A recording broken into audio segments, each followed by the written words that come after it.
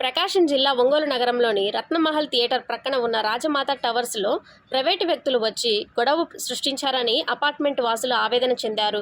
రాజమాత towers ముందు భాగాన అనాధికారికంగా షాపులు ఏర్పాటు చేశారని, గతంలో ఒంగోలు మున్సిపల్ కార్పొరేషన్ అధికారులు వాటిని తొలగించారని అన్నారు.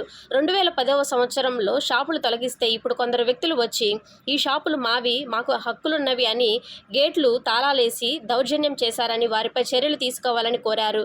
అపార్ట్మెంట్ కొనుగోలు చేసుకుని నివాసం ఉంటున్న వారి ప్రాంతానికి వచ్చి దౌర్జన్యం చేయటం సరైనది కాదని పోలీసులు వారు వెంటనే స్పందించాలని కోరారు. నా పేరు పూర్ణిమ. 16 ఏళ్ల నుంచి అందరం ఇక్కడే ఉంటున్నాం. అందరి సొంత ఇల్లే. మా పెళ్ళైన కొత్తల్లో ఇక్కడ షాపులు ఉన్నాయి. ఆ షాపులన్నీ మున్సిపాలిటీ పర్మిషన్ లేకదని మున్సిపాలిటీ వాళ్ళే కొట్టేశారు ఆ షాపులన్నీ. అప్పుడు కోర్టులో కేసేశారు. వాళ్ళకి అనుకూలంగా తీర్పు రాలేదు. మా అపార్ట్మెంట్ కి అనుకూలంగా తీర్పు వచ్చింది. మొత్తం అంతా వాళ్ళకి ఇంకెటువంటి అధికారం, హక్కు లేదు. ఇప్పుడు కాదు, 15 సంవత్సరాల తర్వాత ఈ రోజు వచ్చి 10 రోజుల క్రితం మా తాళాలకన్నీ గేట్లకు తాళాలు వేశారు. అందరూ పసిపిల్లలు ఉన్నారు, మాకు ముసలోళ్ళు ఉన్నారు, అందరూ ఉన్నారు.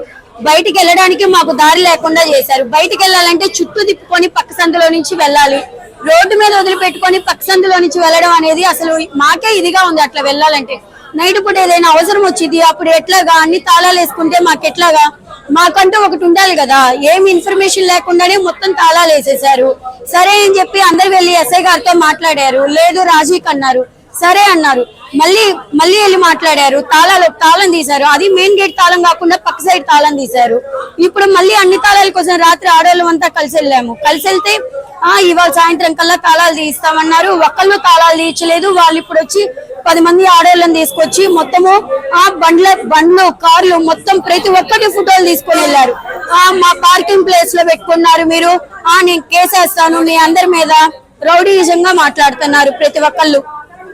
ఏమన్నా అంటే ఇది మా హక్కు అంటున్నారు. ఎట్లా హక్కు ఇది? ఇప్పుడు హక్కు ఉంటే ఈ అపార్ట్మెంట్ 30 ఏళ్ళు 40 ఏళ్లపై శిథిలావస్థం అయ్యి పడిపోయినప్పుడు అప్పుడు నువ్వు నీ హక్కు కోసం రావాలి. శిథిలావస్థం అవ్వకుండా ఇప్పుడు హక్కు ఎట్లా వస్తుంది నీకు? ఈ 30 ఇళ్లలో ఎవరికి ఎక్కడ హక్కు ఉందని ఇస్తారు? కింద గదవని, గదిన్నరవని, సెంటవని ఎంతైనా సరే ఎక్కడ ఇస్తారు? ఇప్పుడు వాళ్ళకి ఎక్కడ వచ్చిందో తెలియదు. అలాంటప్పుడు ఈ మూల నుంచి ఆ మూల దాకా ఎట్లా వేశారు? మొత్తం ఇంతమంది పత్తులలో పెట్టుకొని ఉంటున్నాం. పెద్దోళ్ళు, ముసలోళ్ళు అందరూ ఉన్నారు. మీరు ఎట్లా వేస్తారు తాళాలు?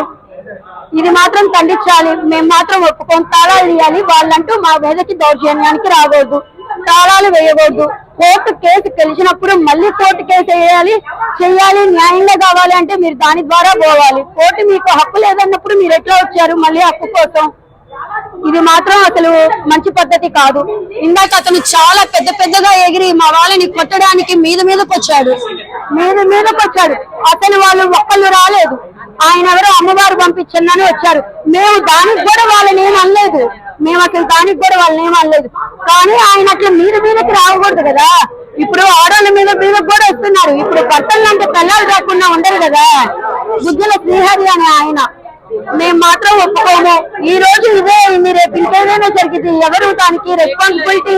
నైట్ పూట రోడ్డు మీద అపార్ట్మెంట్, అందరు షాపులకు వెళ్తారు. మాకు ఇళ్లలో ఎవరు ఉండరు.